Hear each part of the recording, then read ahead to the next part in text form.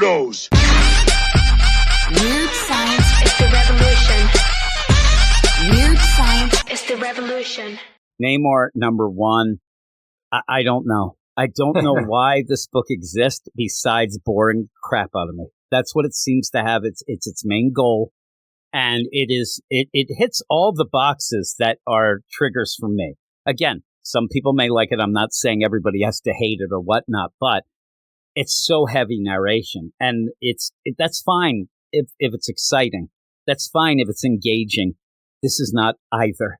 This is boring. That's a major red flag for me too. Yeah. And it's mainly, and that's the thing. That is the problem sometimes with solitary characters, that you're doing that. But in this, it's like it gets stuck between giving non-fans of Namor an origin and then not doing much else and really being boring all around.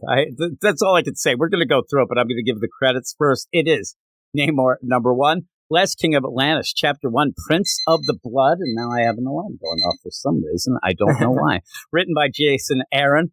That was the red flag. It just went off. Artists Paul Davidson and Alex Lins. Colors by Nierge Menon. And letters by VC's Joe Caramagna. And I hate it when the credits are in the back of the book, so let's go to the front. Scroll all the way back. Yeah, really. It's the scroll invasion. You end up where you start out and you see that Namor is in prison. He looks pretty bad. Through narration, the three most important things in real estate, you end up where he tells he's not underwater. He's kind of a man of both worlds. It ends up where even me, I'm not a huge learned guy with Namor, but I know most of what they're telling me. And so you end up where he's being abused by guards. It's like, hey, let me at that Namor guy. And this is the thing. Me and you both have questions here because he is there ready to take a bath. Yep. And they say, your royal bath has been prepared, Your Highness. We all chipped in to fill it. Get on your knees. You think it might be a little bit of the milky substance. I think it's urine. I think they all stood around there. Either one. Peed. Now, pretty disgusting. Granted, at times when I like to ultra hydrate, I could probably fill that bucket myself. I'd probably do a couple other things in there. Not what you're saying. Maybe take a little poop. Hey, you said it was salty. I don't know. And they told him to get on his knees. Yeah, they're on his knees, but they're just dumping it over his head. You know what I mean? But it's still happen, weird. But still, it's gross. Yeah. Again, I'm not one that gets into such things. And again, here's the thing. Legitimately, they're giving him a golden shower. They even say, like, we're going to bathe you and shower you. I think that I don't know. Either way, it's bodily fluid. It's disgusting. And I get it. But Jason Aaron, I've read some indie stuff by him, and he's not afraid to push the limits a little bit. He likes that weird stuff. So, this is a book where I'm like, okay, I want to get into this. I want to see Badass Namor. I want to see some things going on, maybe have some fun. And you start off with sad sack Namor getting showered with some bodily fluid. And then just being taken back to a cell where he can tell us that he's in the cell closest to the shore, and that is something that they're being tortured, and he's all this, and even the other inmates are like yelling at him, and they're all disgusted as I pass. But it's just this over the top narration to then go back in time to see him as a young boy, as the prince to be king, and he has a bunch of jerks that are friends, kind of. Frenemies. Yeah, and friends that try to kill him. Yeah. I mean, it's way over the top. And you could play the idea, okay, I get it. It's, this is Game of Thrones stuff underwater. This isn't just, me and you hanging out in, elementary school. Yeah. There's crazy stuff like this going on. Still, everything in this feels like it's one step too far with the deal. We could get the same thing by not having them try to kill him. But they lead him off to this area that his mom warned him about, and so he goes there. Then you're talking about ultra-salinization. Yeah, like a brine pool where there's too much salt or something. You end up, then a monster comes out. They leave him. Old Chalmers leaves him there. Thought of The Simpsons. And so when you end up where Namor is able to fight off this, monster and kind of uses that almost like a rite of passage. And when he goes back to his home in the court, he demands that this Chalmers that he's executed, and these other people, but then his mom warns him, don't do that. So he just yells, hey, all you schmucks around, I'm going to be king. Kill that guy. Like, I don't get a difference, except the idea that that's more kingly to say kill him. But again, not real fun. I didn't know what was going on there. He said he was what I was born to do, and he has a crazy face, and then he punches him, or somebody punches somebody. Yeah. I don't know. And he tries to do it, and then he's just going to be like a king and order it. Yeah. Oh, that's what it is. Okay. There you go. So then, in the meantime, you go to the present, and then we end up where it looks like there is a prison break, that these guys are showing up to free Namor. And I don't know if anybody really thought that. Like, the way this is going, this is already sad sack Namor. Nothing's going to go right for him. So I thought, oh, no. They're there to kill him. And they try to. They end up attacking. And what he ends up having in this is he doesn't want to go underwater. He's making a stand. It's like a hunger strike or something. Or he tied himself to a tree. It's even the idea of like, yeah, I don't like Atlantis right now. They're jerks to me, so I'm not going to even touch the water. Yeah. I'm going to remain, and says, as they come in before he realizes that Man-O-War and all these, coming to get him, they're like, he thinks that saying, no, I'm going with surface law. I don't want to mess this up. I'm going with what I was saying. Oh, we're not here to save you. We're here to kill you. And then there's just, like I said, a big fight. He's not going to go under the water, but he's poisoned. So instead of going in the water, he kind of demolishes these guys and then passes out. And then he wakes up. This is what we get. And the character Stingray is there. And luckily, Stingray was on his way there with antidote because the guys attacking him, they had poison tipped weapons. Yeah. So of course he gets that. Now we're laying in bed for a while. Like, the action isn't even that great of action, but I just... You even get Namor through the action saying, I'm not going underwater. It's just everything is he okay with getting an IV deal. then? Because it's the same thing. Yeah, I'm like, jerk, like they're throwing a glass of water on him. And even then, when he does end up, the reason why he doesn't just completely die or whatever, he bathes in their blood, but it didn't feel like it was that badass. Like, nothing felt badass in this. It felt like sad sack. Yeah. And so, possibly a negative nasty. But you end up where Namor's like, no, I don't want to get involved. And then Stingray tries to explain, listen, there's a lot of people, including Tuma. They're all trying to get Atlantis. There's like 7 guys going at it. In the meantime, the surface is going to react, and they're going to come down, and then all hell is I didn't buy that. Like, they're humanoids at least. Like, nobody's going to just tie them up like mackerel and these nets and stuff. They're like fishing them out, like they're going to eat them. Nobody would do that. I actually think at the point where these, barges and these fisher deals, what they would be like, oh, cool, they can't bother us now. Like that would be more the deal, because they get stopped by them and things like that, where, they're tied up doing their own thing. Now, I think that the surface would just leave them alone. I think that most of the surface people would probably, in nations, would say, let them fight it out.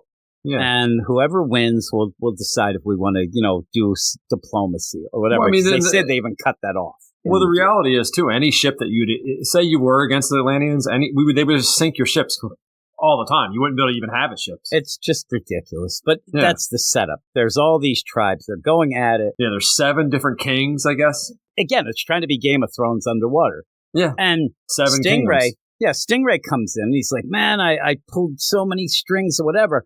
We need you down there. You're the king. You're the guy who should be down there, and you're the only one who could stop this and unite him. And Namor doesn't want to do it. I felt bad at one point. I'm like, oh, Stingray, you wasted all those favors. Like, he said he used every favor that he was ever owed. And then we have to have, if you don't know Stingray, he's just a guy. Oceanographer. He's a surface level deal. And they do make it like it's almost like a cliffhanger reveal.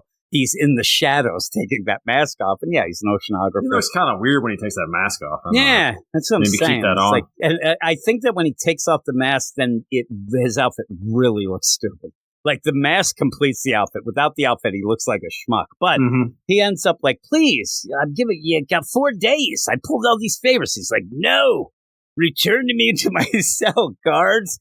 And they're like, oh, come on, we need you. I mean, that's the scene. The scene is him in the hospital bed being told this tale by Stingray and then saying, I don't want to get involved. And he keeps saying that. But then we go back and see again. We already said it, that he survived. The brine pool comes back and demands that the other kids who tried to do this be executed.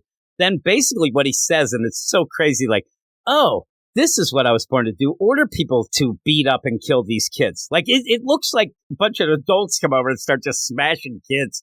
But Namor... I mean, they have to. Yeah, and so what you don't really get much of either is when you ended up having the Atlanteans come in to get Namor and kill him. Because again, if you're whatever, you're thinking, if I'm one of the kings or all of them, like Namor could just show up at any point and he'll assume that you got to get rid of him. So they tried it, but I didn't think that many guards were hurt or hit by this. I thought they just ripped open the wall of Namor's cell and kind of went to grab him.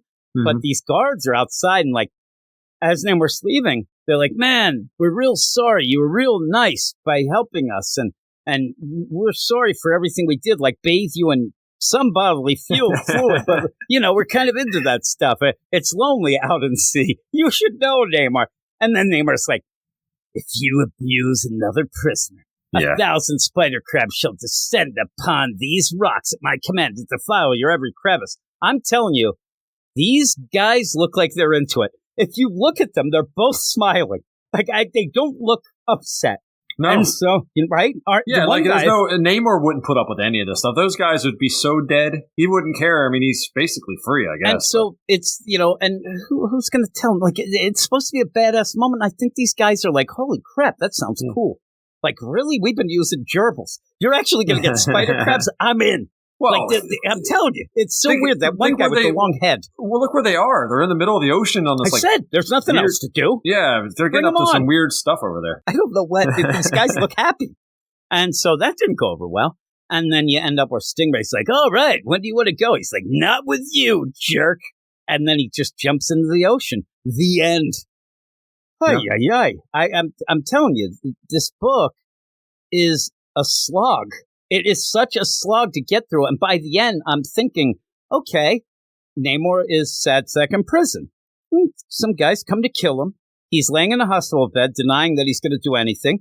And then he decides to do something. He just does it. Yeah. And then he just dives in the water. You think he's going back to that prison? I don't.